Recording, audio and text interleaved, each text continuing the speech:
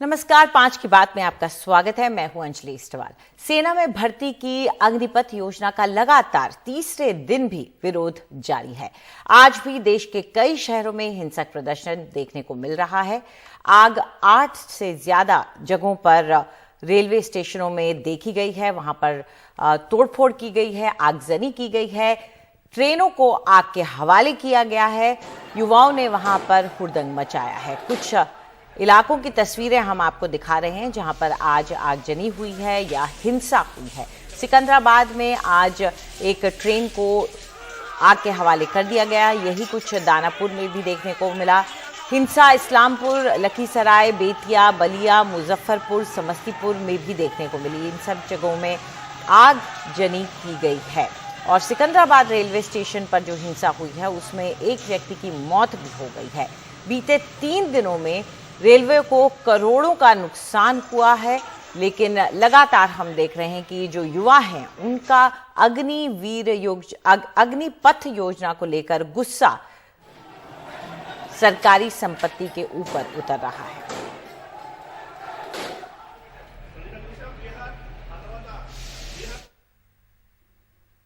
पटना के दानापुर स्टेशन पर भी तोड़फोड़ हुई है। साथ ही एक ट्रेन को भी आग लगा दी गई।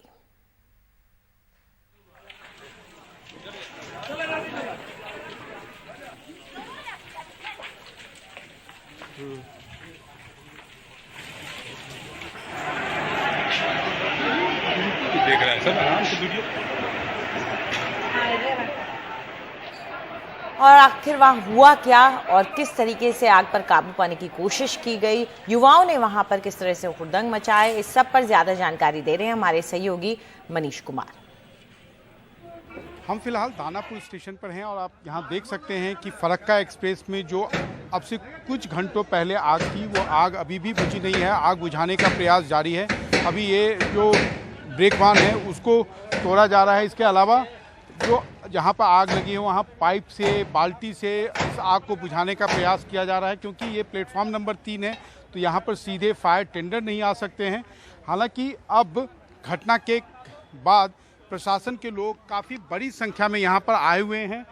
पुलिस बल की संख्या काफ़ी पर्याप्त है, लेकिन जिस समय यहाँ पर प्रदर्शनकारी या नई रोजगार नीति के खिलाफ जो लोग आए थे, जिन्होंने जमकर यहाँ पर हिंसा की, उस समय ना पर्याप्त सुरक्षा बल थे और ना ही उनके खिलाफ किसी तरीके का फोर्स का या बल का प्रयोग किया गया जिससे कि उन्हें लगे कि ये हिंसा नहीं करनी है या वो यहाँ से भागते। क्योंकि जो भी लोग थे वो आए, उन्होंने इस घटना को अंजाम दिया और बाद में वो यहाँ से आराम से एक भीड़ के शक में जो है यहाँ से निकल गए। जाने के समय उन्होंने किसी को भी, जो लोग भी मिले उनको अपने निशाने पर रखा। और ये केवल रेलवे के बोगियों का या ट्रेन में आग लगाने की बात नहीं है। आप देख सकते हैं दानापुर स्टेशन पे रेलवे की कोई भी संपत्ति हो उसको उन्होंने निशाने पर रखा। ये केबिन है, इस केबिन में भी जो है आग अभी भी लगी हुई है। जो भी वहाँ पर कागजात थे या कोई रेलवे का सामान था, सब कुछ क्षतिग्रस्त हो चुका है। और ये ना केवल प्लेटफॉर्म नंबर 3 बल्कि प्लेटफॉर्म नंबर 1 पर भी जो है जमकर हिंसा हुई है। उसके जगह जगह जो भी ऑफिस थे उसमें तोड़फोड़ किया गया है। और ये दानापुर स्टेशन की ही बात नहीं है, क्योंकि ये तो राजधानी पटना से सटा हुआ है, तो यहाँ से आपको इतने विस्तार से मीडिया की रिपोर्टिंग देखने को मिल रही है। बल्कि बिहार में आज करीब 20 से अधिक रेलवे स्टेशनों पर कमोबेश इसी तरीके की स्थिति रही है।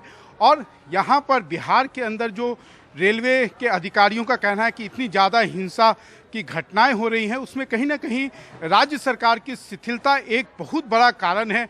जैसा कि आप जानते हैं कि नीतीश कुमार और उनकी पार्टी ने केंद्र सरकार से यह आग्रह किया है कि ये जो नई अग्निपथ सेना में भर्ती की नए नियम हैं या नई नीति है, इसे वापस लिया जाए और पुरानी नीति को ही जैसे प्रदर्शनकारी छात्र कह रहे हैं उसे वापस कायम किया जाए। और ये एक बड़ा कारण है जिसके कारण प्रशासन के अंदर में ज़मीन पर कन्फ्यूजन आता है कि जो प्रदर्शनकारी हैं उनके खिलाफ कितना बल का प्रयोग करना चाहिए या नहीं। और उसका जो है बड़ा फ़ायदा आप कह सकते हैं कि प्रदर्शनकारियों को बिहार में जमकर मिल रहा है, जिसके कारण हिंसा की इतनी ज़्यादा खबरें आ रही हैं और या रेलवे को इतने ज़्यादा नुकसान का सामना करना पड़ रहा है।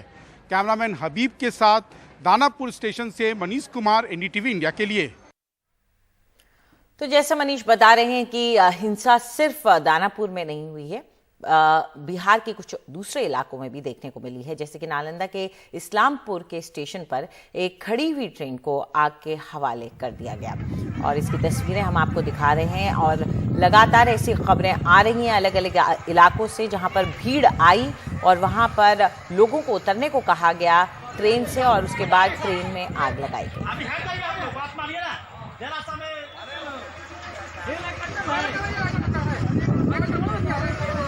अगला इंजन के साथ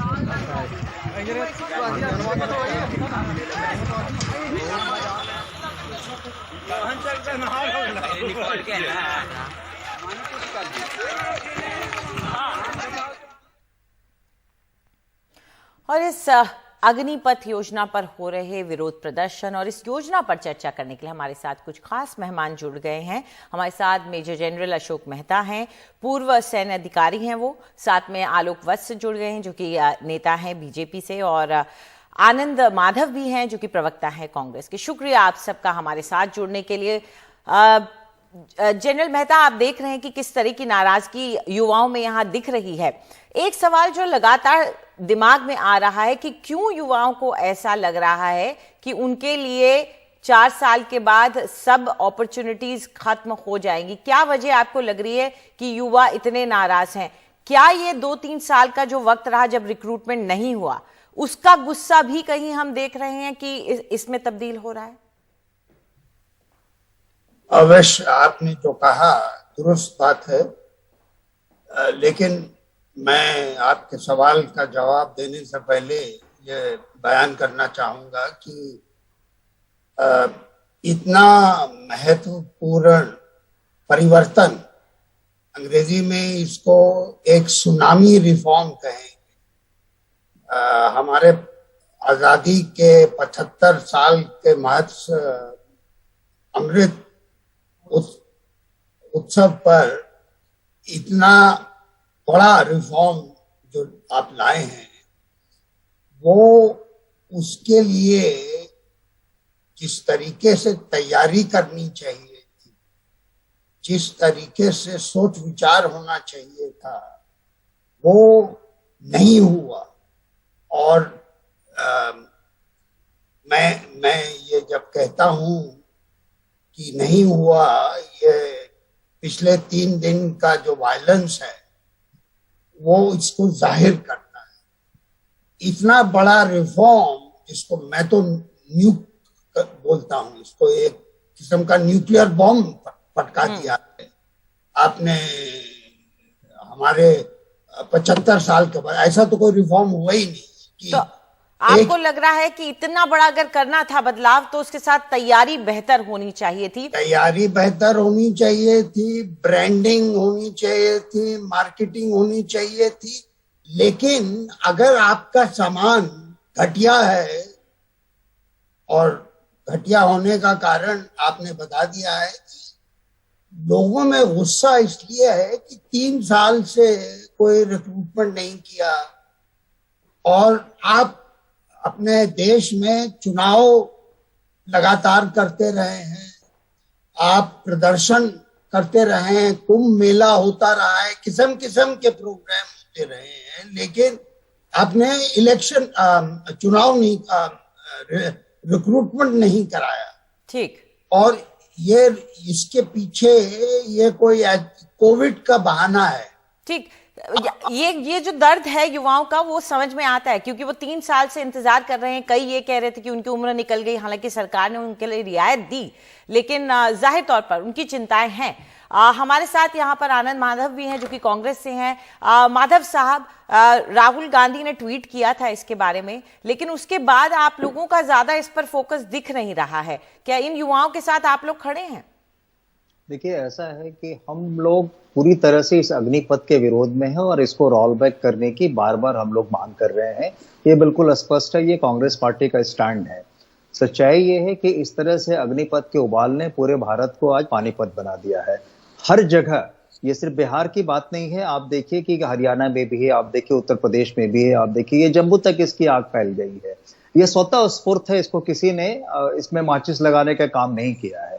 तो एक दो बात आपको ये महसूस करना पड़ेगा कि इसमें जो आधारभूत रूप से जो खामियां हैं, इसको सोचना पड़ेगा कि क्यों ऐसे स्कीम क्यों हड़बड़ी में लाए लोगों को। कहा तो आप 2 करोड़ रोजगार की बातें कर रहे थे, लाया भी तो 10 लाख, वो भी 4 साल के लिए। तो अब लड़के बच्चे अपने आप को ठगा हुआ महसूस कर रहे हैं और वो बिल्कुल आक्रोशित है। तो ये समझना पड़ेगा। और कई चीजें इसके साथ आप देखिए कि आप जब शॉर्ट सर्विस कमीशन भी अगर आप करते हैं तो 8 years + 4 years उसका है।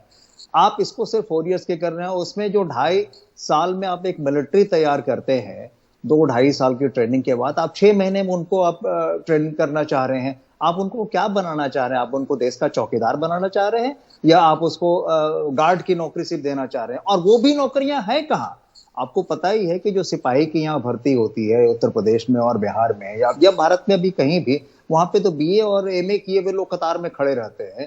तो यहाँ ये जो मैट्रिक पास लोगों को कहाँ से नौकरी मिल पाएगी? उसके बाद जो एग्जिस्टिंग स्ट्रेंथ है, जो एक्स आर्मी जो है यहाँ पे रिटायर्ड आर्मी के जो है शॉर्ट सर्विस कमीशन से, उनको तो अभी तक नौकरी नहीं मिल रही है। और सबसे बड़ा चलते हैं अंजलि जी, सबसे बड़ा खतरा ये है कि पूरे समाज का सैन्यीकरण कर देगा। आप देखिए, ये युवक जो हैं, इनको तो कोई मिलिट्री की ट्रेनिंग नहीं मिली है, और जब ये मिलिट्री की ट्रेनिंग लेके बेरोजगार हो जाएंगे तब पूरे देश की स्थिति क्या होगी, इसकी आप कल्पना नहीं कर सकती है। तो आग में झोंक दिया गया है देश को, ये देखना पड़ेगा। हम अब आलोक जी के पास इस मुद्दे को ले जाते हैं। आलोक जी, इतनी सारी परेशानियां और दिक्कतें गिना दी हैं, जनरल साहब ने भी कुछ अपनी बातें बताई हैं, यहाँ पर साथ में आनंद साहब ने भी बताई हैं। आप बताइए, हालांकि सरकार की तरफ से जारी किया गया कि ये भ्रम है और उसका जवाब ये है, लेकिन अगर ऐसा है कि ये सिर्फ एक भ्रम है तो ये युवा इतने पैमाने में क्यों इतनी शिकायत कर रहे हैं? देखिए अंजलि जी, युवाओं को भड़काया जा रहा है, पर भड़काता हुआ कोई दिख तो नहीं रहा है। ये कुछ ऐसा लग रहा है कि ये युवा खुद आए हैं। बिहाइंड द सीन ऑपरेशन हो रहा है। बिहार से इसकी शुरुआत हुई और बिहार में आरजेडी के लोगों ने, इसमें बहुत से लोग ऐसे थे जिनका विद्यार्थी से कोई लेना देना नहीं था। आप भीड़ को अगर सही ढंग से देखें, उसमें 35 साल, 40 साल, 45 साल के लोग शरीक हो रहे हैं, जिनका कोई पढ़ाई लिखाई से कोई लेना देना नहीं है। तो ये एक सुनियोजित ढंग से पॉलिटिकल पार्टीज इसकी माइलेज लेने के लिए उन्होंने इस ढंग का काम किया। और जो अभी जनरल साहब कह रहे थे, आपको मैं याद दिला दूं, आप प्लीज, जब मैं बोल रहा था, माधव साहब थोड़ी देर शांति बनाए रखें। आप अब चुपचाप सुनिए। कांग्रेस लुप्त भारत है, इसलिए आप ज्यादा मत बोलिए। कांग्रेस का कहीं कोई नामो निशान लेने वाला, नाम लेने वाला। आलोक जी, आप अपनी बात पूरी कीजिए। आप कह रहे थे जनरल साहब के, मैं ये कह रहा था कि मैं पूर्व सैनिक अधिकारी जी को बताना चाहता हूं कि आज से 10-20 बरस, 20-25 बरस पहले शॉर्ट सर्विस कमीशन के तहत 5 से 7 साल के लिए लोग आर्मी में रिक्रूट होते थे। तो उस समय कहाँ को धाय तौबा मचता था। अब अगर इन्हें 4 साल के लिए रिक्रूट किया जा रहा है तो उसमें से भी 25% को हम एब्जॉर्ब करेंगे। 4 साल में 100% लोग उसमें एब्जॉर्ब हो जाएंगे और इनको वोकेशनल ट्रेनिंग मिलेगी। उसके बाद इनका जो स्वास्थ्य का लेवल है वो बहुत हाई हो जाएगा और पुलिस बल में और भी जगहों पर राज्य सरकारें इन्हें प्राथमिकता से बहाल करेगी। तो प्रॉब्लम कहाँ है? आलोक साहब, और एक बात बताऊं, क्योंकि मैं ऐसे राज्य से आती हूं जहां के बहुत से लोग आर्मी में ही जाते हैं, उत्तराखंड के। वहां जो चीजें आपको मोटिवेट करती हैं, पहला वो होता है पेंशन, सरकारी नौकरी, ये जो चीजें होती है ना, इसको लेकर के बहुत ज्यादा ये युवा वहीं उसी के लिए बचपन से लेकर बुढ़ापे, मतलब जवानी तक वो उसी के लिए दौड़ते रहते हैं। आपको 21 साल के बाद या 24 साल के बाद आपको 15 लाख रुपए भी तो दिए जा रहे हैं। अगर आप कोई स्टार्टअप बिजनेस शुरू करना चाहते हैं या आगे की पढ़ाई पर आप अपने माँ बाप पर बोझ नहीं बनना चाहते हैं तो आप आगे की पढ़ाई भी जारी रख सकते हैं। आपके पास इतने पैसे हैं कि आप ग्रेजुएशन कर सकते हैं आसानी से। और जब राज्य सरकारों ने बोला है कि हम प्राथमिकता देंगे इनको बहाली में, तो इस बात को तो आपको कम से कम मानना चाहिए। पुलिस बल में उसके बाद आपको इंडस्ट्रियल जो जहाँ पे सिक्योरिटीज हैं, इन सब में आपको प्राथमिकता दी जाएगी। प्राथमिकता दी जाएगी दूसरी फोर्सेस में भर्ती के लिए। लेकिन शायद कहीं उम्मीद ये भी कर रहे थे कि कुछ वेटरन्स ने कहा था कि सुझाव दिया गया था कि उनकी सीधी भर्ती हो जाए जो पैरामिलिट्री फोर्सेस में। हमारे पास वक्त अब रह नहीं गया। शुक्रिया, आप सब हमारे साथ जुड़े, आप सब ने अपने पॉइंट्स रखे, शुक्रिया आप सबका। लेकिन चिंता की बात यही है कि ये जो युवा हैं, चाहे ये भ्रमित हो या ना हो, फिलहाल ये गुस्साए हुए हैं और इनका गुस्सा सरकारी संपत्ति पर फूट रहा है और उससे नुकसान देश को हो रहा है और लोगों को हो रहा है। फिलहाल हम एक छोटा सा ब्रेक लेंगे, ब्रेक के बाद लौटेंगे और खबरों का सिलसिला जारी है।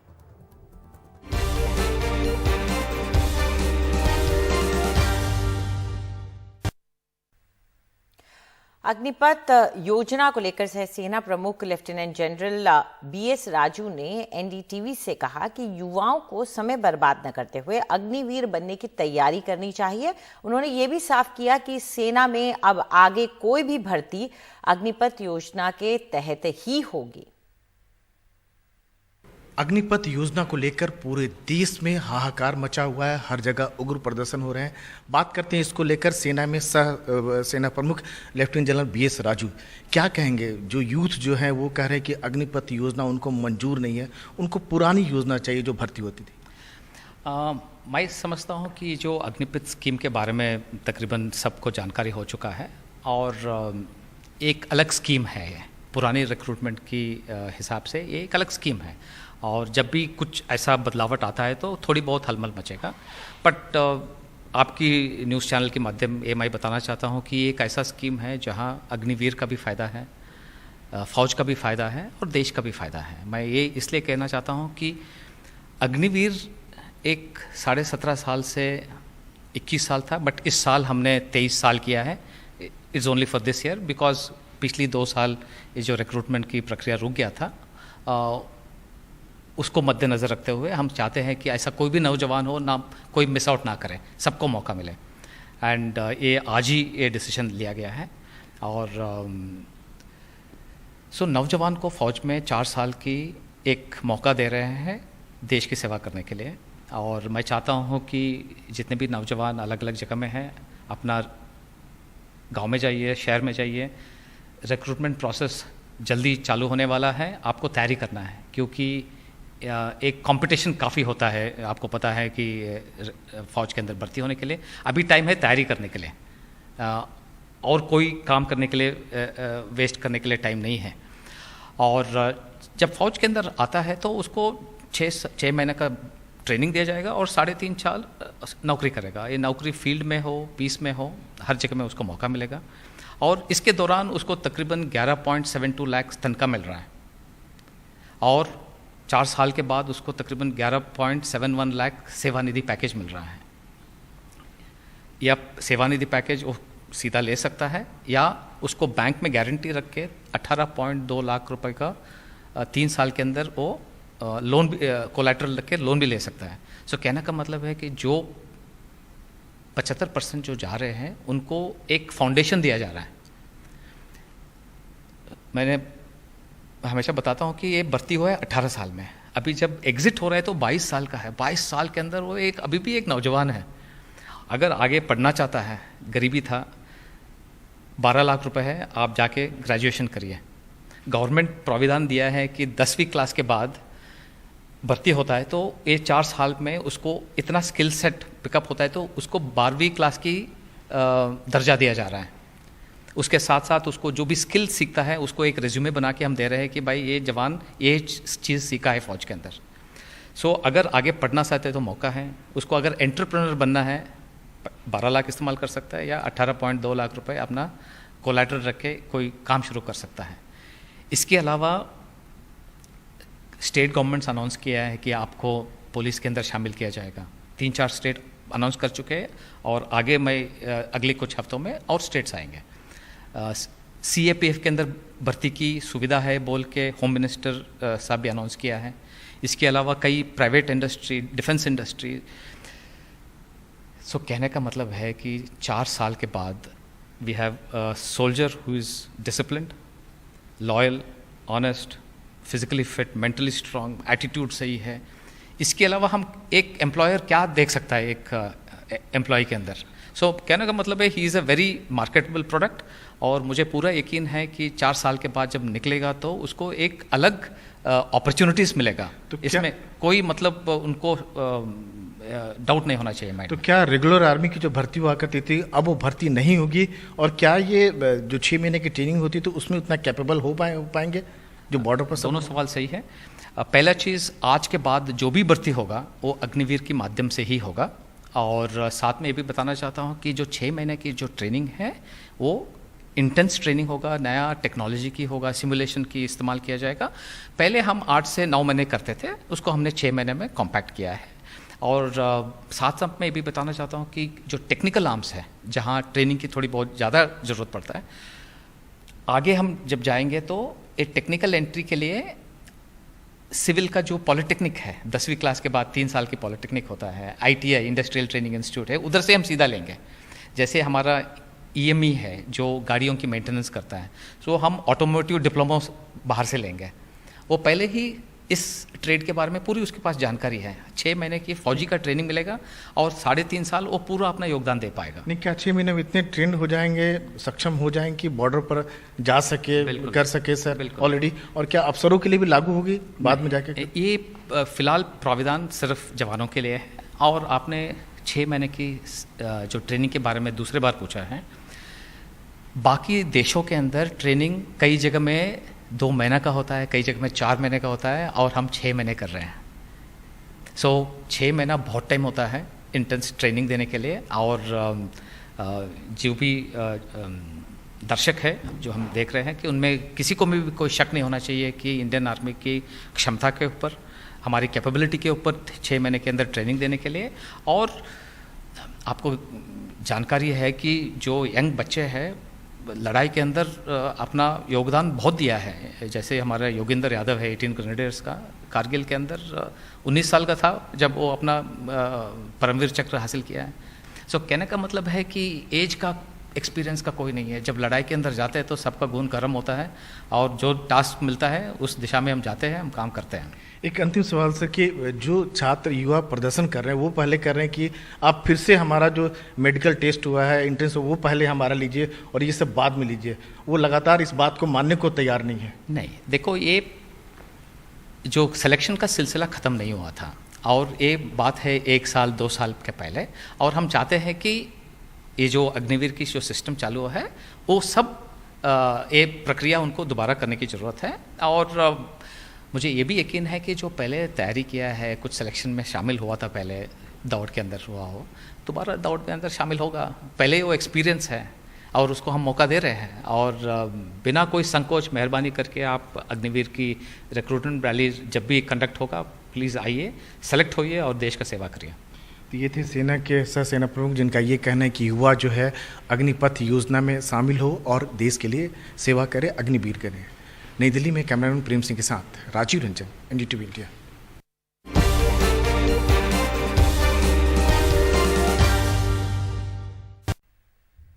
वाराणसी में भी छात्र प्रदर्शन कर रहे हैं। वहां के बस स्टैंड पर छात्रों ने हंगामा किया और जमकर तोड़फोड़ की।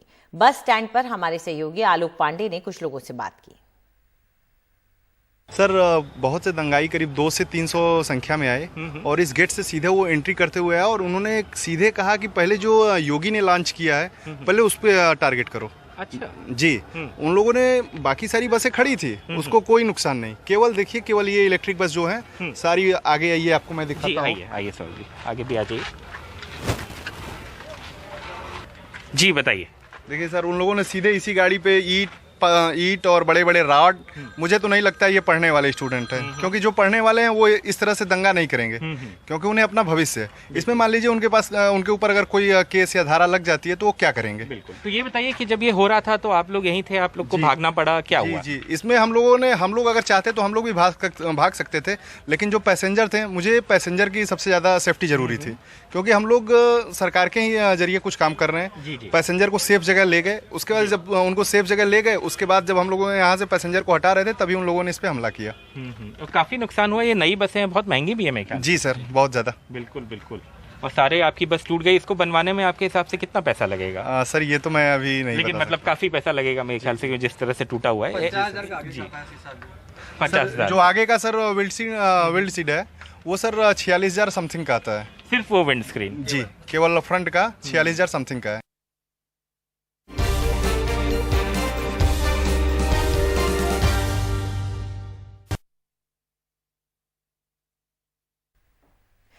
अग्निपथ योजना के खिलाफ प्रदर्शनों के बीच उम्र सीमा 21 से बढ़ाकर 23 कर दी गई है। इसका मतलब है कि अभी तक जो 17.5 साल से लेकर 21 साल तक की आयु की सीमा जो तय थी उसे अब सरकार ने बदल दिया है, उसे अब बढ़ाकर 23 साल तक कर दिया गया है। यानी कि 23 साल तक के युवा भर्ती के लिए आवेदन कर सकेंगे, लेकिन ये छूट सिर्फ एक बार के लिए ही दी गई है। लेकिन प्रदर्शनकारियों को ये मंजूर नहीं है। देश के कई राज्यों के अलग अलग शहरों में प्रदर्शन जारी है। कुछ जगहों से उग्र प्रदर्शनों की भी तस्वीरें आई हैं जो हम आपको इस वक्त स्क्रीन पर दिखा रहे हैं। बिहार के लखीसराय और समस्तीपुर में प्रदर्शन कर रहे छात्रों ने ट्रेन में आग लगा दी। वहीं आरा, बक्सर, डुमराव समेत कुछ और शहरों में उग्र प्रदर्शन दिखाई दिए। उत्तर प्रदेश में भी बलिया, बनारस समेत कई जगह तोड़फोड़ और आगजनी हुई है। 11 जगहों पर रेलगाड़ियों में आग लगा दी गई है। इन प्रदर्शनों से 157 रेलगाड़ियों पर असर भी पड़ा है। अब तक 110 ट्रेन रद्द की गई हैं, जबकि 57 ट्रेनें आशंकित तौर पर रद्द की गई हैं।